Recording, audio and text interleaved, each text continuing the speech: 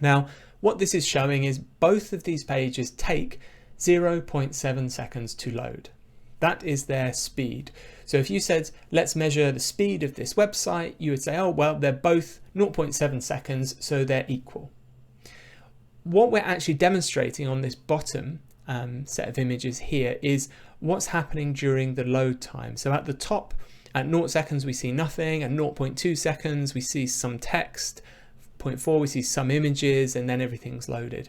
Whereas in this version, the largest kind of piece of content is already loaded in at 1/4 of a second, and then before 1/2 a second, we've pretty much got everything that's vital loaded. So this is the difference between speed and perceived speed. So this has been tested and measured a lot.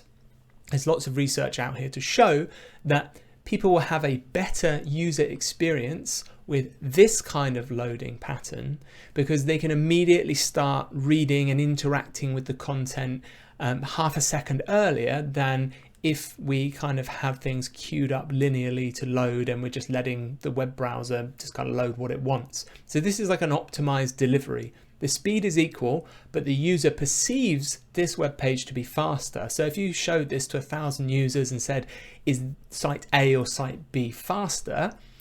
Almost all of them would say site B because they feel the text is there and they're ready to go and they're doing what they want to do earlier.